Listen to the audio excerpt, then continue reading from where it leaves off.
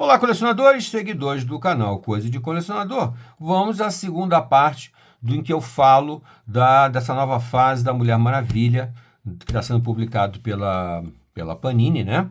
Junto com o Flash, a partir do 2023, se eu não me engano, isso aqui começou a sair em 2023. Tá? Então, eu já gravei um vídeo que eu falei do número 1, em que eu esmiucei bastante o número 1, e agora eu vou começar a falar do número 2. Novamente, eu vou alertar. Se você é um daqueles que odeia spoiler, que não pode falar muito da história, porque você tem que ser surpreendido completamente, coisa que eu respeito totalmente, então eu digo a você, não assista esse vídeo, que inevitavelmente, como eu estou fazendo uma resenha, eu vou acabar entrando em alguns momentos da história, vou evitar o máximo, mas alguns momentos de história que eu sou, né, para fazer uma avaliação um pouco mais correta. Da mesma maneira que eu falei no vídeo 1, eu falo agora aqui no vídeo 2, tá? Mulher Maravilha Flash, edição básica da Panini, essa lombada quadrada que eu não gosto, o título de cabeça para baixo que eu não gosto, a falta de a orelha que eu não gosto. Vamos aqui para o número 2, que tem menos páginas, inclusive. O primeiro teve 80 páginas, se eu não me engano. Deixa eu dar uma olhada aqui. O primeiro teve 80 páginas, o segundo tem a metade, tem só 48 páginas, tá? E aqui na quarta capa vem a capa do Flash, que também está, né, com uma série nova. Por que eu comprei? Já avisei, já falei no primeiro volume, não compro mais quase nada a partir de 2010, porém o autor Tom King é um cara que eu respeito, que eu já li muita coisa boa dele, e o Daniel Sampere também é um artista que eu gosto bastante, inclusive pela essa capa aqui, olha que capa espetacular do Daniel Sampere aqui, que é o reflexo do exército que ela está enfrentando nos braceletes, né, nos famosos braceletes da Mulher Maravilha, e as balas foram transformadas nas estrelinhas que tem no uniforme dela, né? Uma capa bem interessante, gostei bastante dessa capa. O Daniel Sampere, conforme eu já falei no meu vídeo, é um ótimo artista, eu gosto do trabalho dele, porém ele tem dois defeitos que eu considero muito clássicos. O primeiro deles é a proporção entre a cabeça e o corpo. Ele sempre faz mulheres com a cabeça pequena e o corpo muito grande. Não vejo nisso uma questão de altura da personagem. Vejo disso mais um problema dele mesmo de concepção. E também que ele não usa muitas expressões fisionômicas. Ele não gosta de desenhar expressões fisionômicas, e o que dificulta um pouco mais também você se identificar com essa Mulher Maravilha. Então a Mulher Maravilha do Tom King já é fria, distante, calculista, né?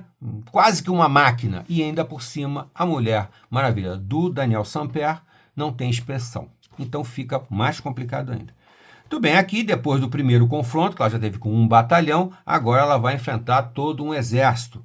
Mais uma vez, num local assim público, um lugar descampado, ela vai enfrentar, e a primeira pessoa que ela encontra é o Steve Trevor, né? O famoso amor da Mulher Maravilha, lá do início da Mulher Maravilha, lá dos anos 40, né?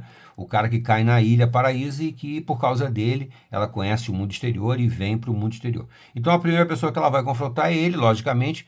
A relação dos dois é um pouco mais íntima, né? Porque eles têm um passado. Porém, o Tom King faz a relação ficar bem mais fria mesmo. Parece até que eles já não tiveram algum romance, alguma intimidade, parece que isso. Então, enfim, vamos lá, né? Aí ela confronta ele da mesma maneira que ela apresenta um confronto, ele faz uma contagem paralela de história, com ela enfrentando aquela amazona famosa que ela teve que vencer para poder se transformar na Mulher Maravilha, na nova, para se transformar no Amazonas, né? Então ela entrou numa competição, venceu várias, isso lá na origem da Mulher Maravilha, né?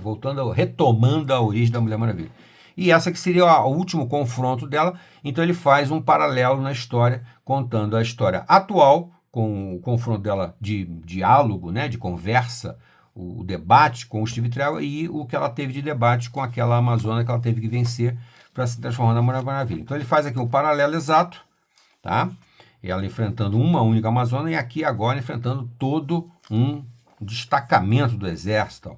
E aqui, logicamente, o vilãozão, né? Tem sempre essa coisa meio clichê, né? Enfim, e ela, logicamente, sem dó e nem piedade, arrasa o exército inteiro, sem nenhuma compaixão, sem nenhum receio, sem nenhum escrúpulo, nada disso. Eu, pessoalmente, não gosto.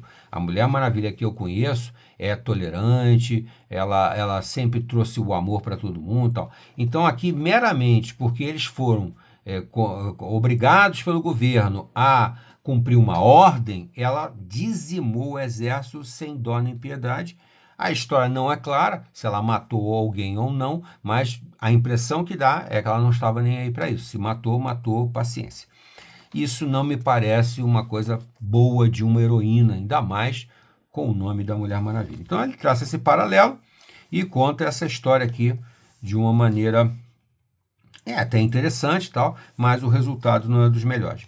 E aqui no finalzinho, então, você descobre que a Amazona que ela enfrentou naquela época é exatamente a mesma que matou as pessoas, matou 7 homens, se não me engano, lá no início da história, no início do volume 1. Tá certo, gente? Eu vou continuar gravando vídeos para eles serem um pouquinho mais curtos. Daqui a pouco eu gravo o volume 3.